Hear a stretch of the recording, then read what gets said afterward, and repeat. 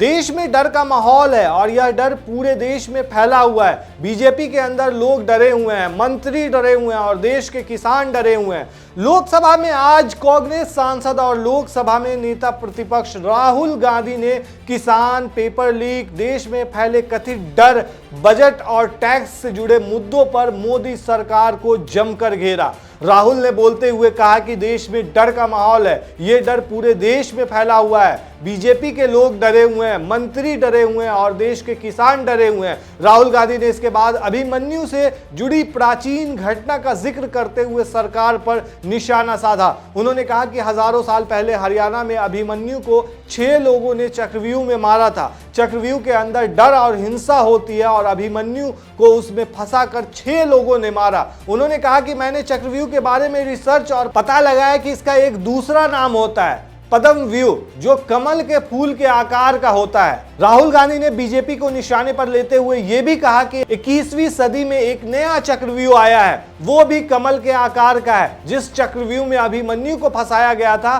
वही हिंदुस्तान की जनता के साथ हो रहा है, वही हिंदुस्तान के युवाओं, किसानों, माताओं, बहनों, स्मॉल और मीडियम बिजनेस के साथ किया जा रहा है। इस चक्रव्यूह का चिन्ह प्रधानमंत्री नरेंद्र मोदी अपनी छाती पर लेकर चलते हैं। महाभारत वाले चक्रव्यूह को 6 लोग, द्रोणाचार्य, कर्ण, कृपाचार्य, कूतवर्मा, अश्वत्थामा और शकुनी कंट्रोल कर रहे थे और आज भी 6 लोग कंट्रोल कर रहे हैं, जिसमें नरेंद्र मोदी जी, अमित शाह जी, मोहन भागवत जी, अजीत डोभाल जी, अंबानी और अडानी जी हैं। वहीं राहुल गांधी ने इस दौरान यह भी कहा कि बजट में आपने इंटर्नशिप प्रोग्राम की बात की है और कहा है कि इंटर्नशिप प्रोग्राम हिंदुस्तान की 5 सबसे बड़ी कंपनियों में होगा, तो हमारे देश के 99% युवाओं को इस प्रोग्राम से कोई फायदा होने वाला नहीं है। बजट स्पीच का जिक्र करते हुए राहुल गांधी ने कहा कि वित्त मंत्री निर्मला सीतारमण ने पेपर लीक के बारे में बजट स्पीच के दौरान कुछ नहीं कहा और एजुकेशन सेक्टर के लिए इस बार कम पैसा दिया गया है। युवाओं के लिए पेपर लीक सबसे जरूरी मुद्दा है,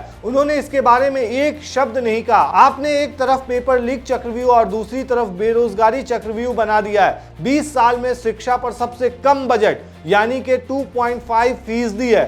टैक्स टेररिज्म को रोकने के लिए बजट में सरकार ने कुछ नहीं किया। मिडिल क्लास की छाती और पीठ में छुरा घोंपा गया है। राहुल गांधी ने टैक्स मामले पर यह भी कहा कि मिडिल क्लास शायद इस बजट से पहले पीएम को सपोर्ट करता था और जब पीएम ने कोविड के वक्त थाली बजवाई थी तो उन्होंने खूब बजाई थी। उसके बाद पीएम ने उसी मिडिल क्लास से मोबाइल फोन की लाइट जलवाई।